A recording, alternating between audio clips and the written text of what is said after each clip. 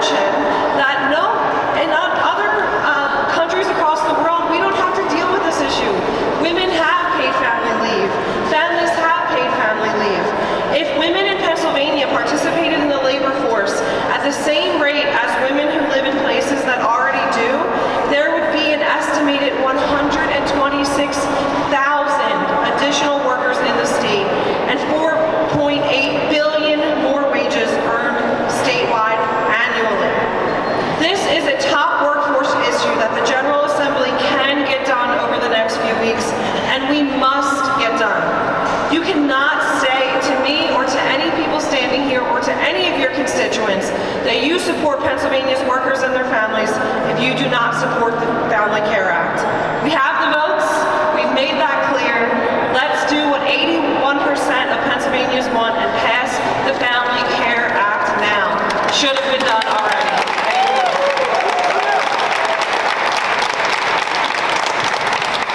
So Jen O'Mara from the southeast, from the great Delaware County, is teaming up with her partner, who is championing this legislation now, Representative Lindsay Powell, from the great Allegheny County. So not only do we have support from across the state and across the aisle and across the chambers, but as Representative O'Mara pointed out, 81% of Republicans and Democrats agree the time has come to get this done. Representative Powell. Morning, everyone. Good morning. Thank you so much for being here. It truly is an honor to stand with champions and stakeholders, those with lived experience and legislators who've been working on this issue for so long. And the famous last words of politicians, I'm going to be brief because you didn't come here to listen to us. You came here to hear the stories of Pennsylvanians across this beautiful Commonwealth that need safe family leave yesterday. In America, we pride ourselves on our labor. We identify ourselves with the work that we do. Every day when we get up to work, we are proud to show up as that electrician, as that family care worker, as that teacher, as that doctor. But our labor does not solely define us. The purpose of this life is to be able to show up for the ones that we love. It's to be able to hold the hand of that sister delivering her first baby. The purpose of this life is to be able to hold the hand of that grandmother who raised you as she goes through terminal illness. The purpose of this life is to be able to show up for our loved ones in the ways that they show up for us. And shouldn't we be able to do that safely? Shouldn't we be able to do that without being jeopardized to lose our job? Shouldn't we be able to do that knowing that our job is there for us when we come back? This legislation, as we've been saying this morning, is not just bipartisan, it is bicameral, and it is about damn time. So thank you all so much for being here, for supporting this work, and we've got a lot of work in front of us, but I know this coalition is ready, willing, and able to get it done. Thank you. So this country was built on the backs of workers, and workers have had the extraordinary benefit in this country where we still have a democracy of being represented by unions to the greatest extent possible, and that has shepherded in some of the most important public policies in our country: eliminating child labor, establishing minimum wage, creating safe working conditions.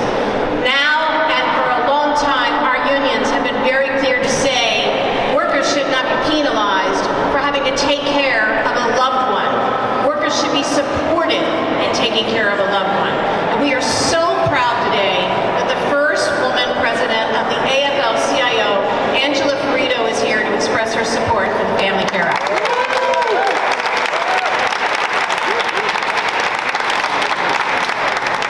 Good morning. I am Angela Ferrito, and I'm the president of the Pennsylvania AFL-CIO. We represent over 700,000 hardworking union members across all 67 counties of Pennsylvania. Each day, we fight for their right to safe, healthy, and fair workplaces. We fight for workers' rights by negotiating fair contracts and through our public advocacy on issues extending OSHA protections to public sector workers, solar for schools, and clean energy future that includes a highly skilled generational workforce that built our state. And I'm here today to encourage a vote on the Family Care Act, a bill that would benefit working families across Pennsylvania and all Pennsylvania businesses. This bill has the potential to have a positive impact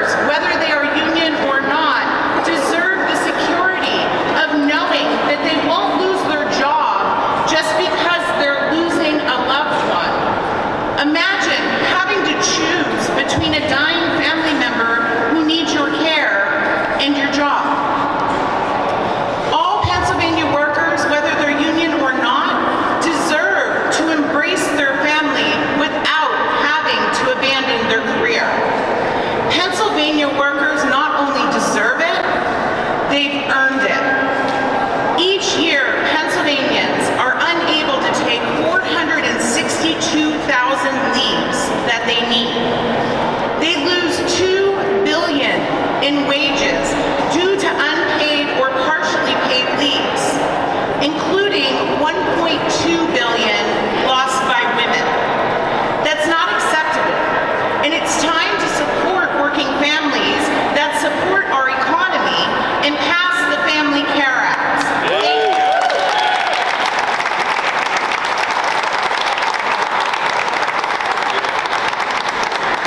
That $2 billion in lost wages sounds like a baby tax to me, you know? So speaking of a baby tax, you know, one of the unions in this state that spends every day caring for children is the Teachers Union, the Pennsylvania State Education Association.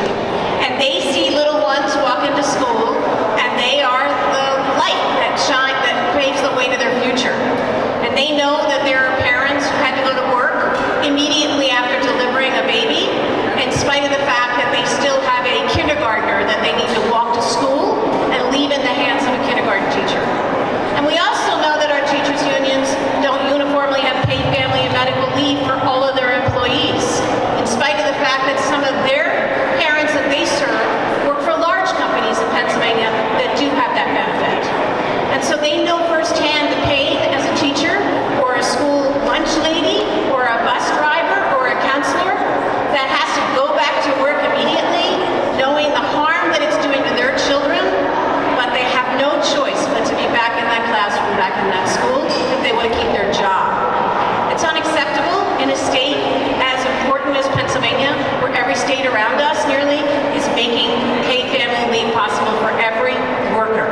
And so we're very proud today to have Rachel West from us with us, the treasurer of the Pennsylvania State Education Association. Thank you.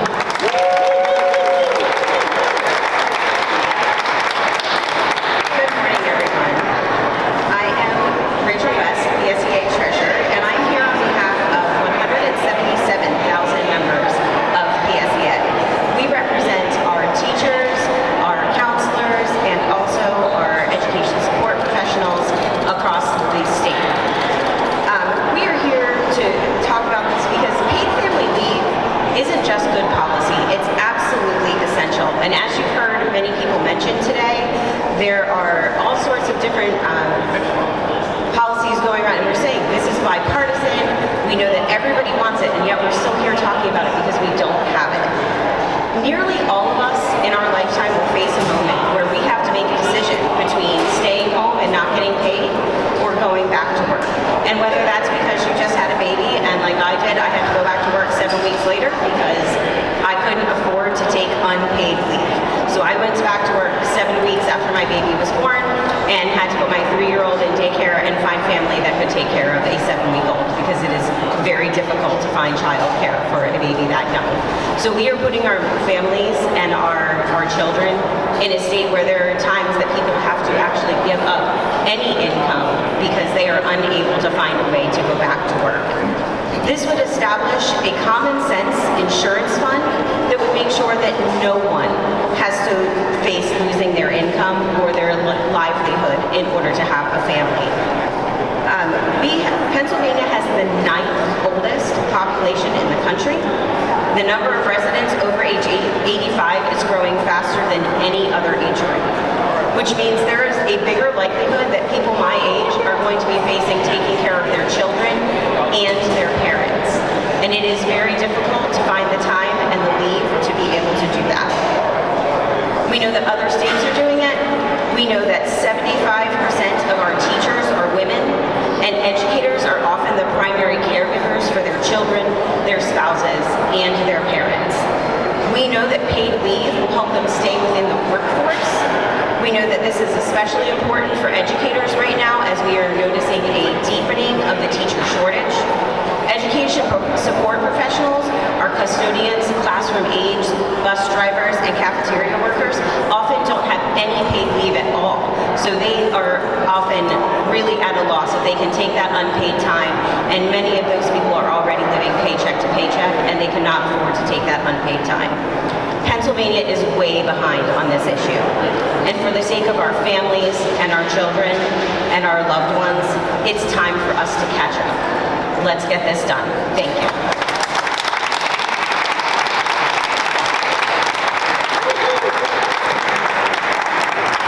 There are many sectors of organized labor that support passing the paid leave program, one of the sectors that is the closest to the caring profession, people who work in our nursing homes, in our group homes with people with intellectual disabilities, who work in our hospitals, are the SEIU, the Service Employees International Union. And those very caregivers are also themselves unable, typically, to get paid leave. And so in order to care for somebody in their family, they have to risk their paycheck or their job. We're so grateful that Amanda McElmary is here, the political coordinator for the SEIU Committee of Interns and Residents.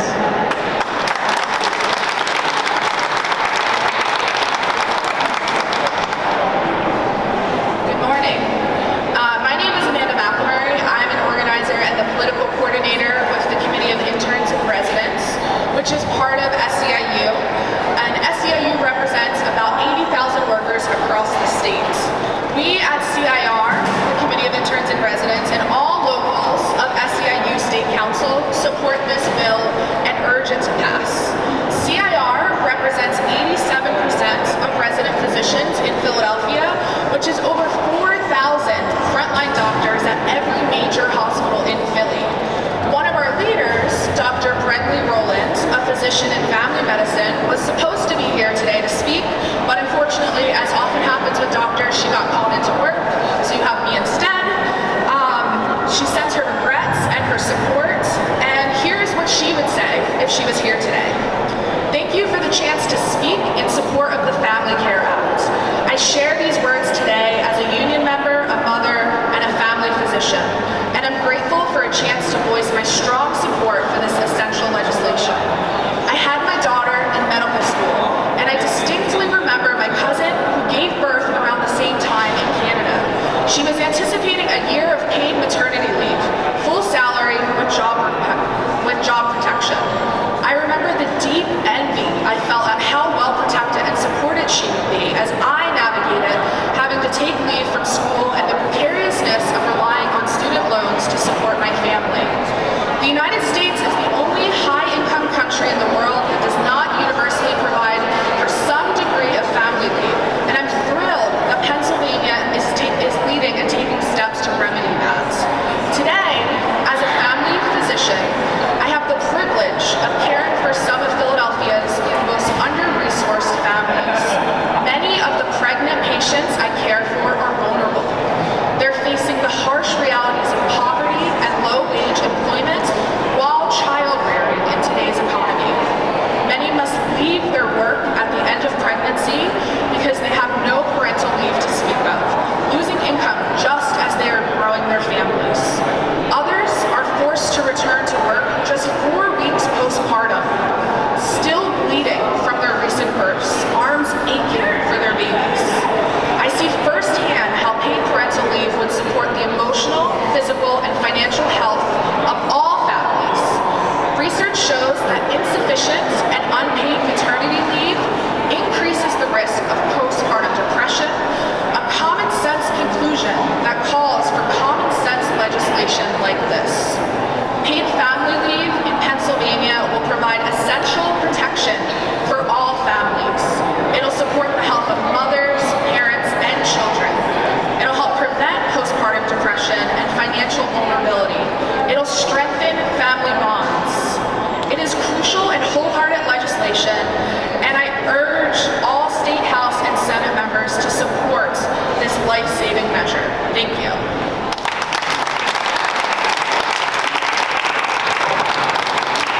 On behalf of the Family Care Act, I do want to say, Coalition, I want to thank Senator Capoletti, who is here, Representative Tina Davis, who is here, Representative Joe Webster, who is here. We know that we have 68 co-sponsors of this bill in the House at a minimum.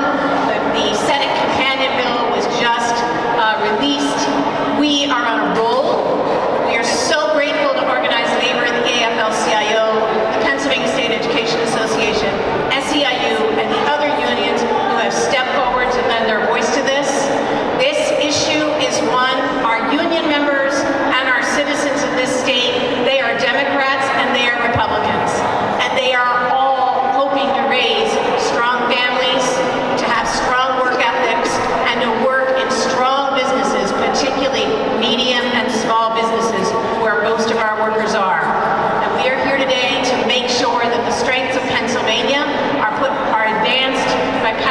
Family Care Act.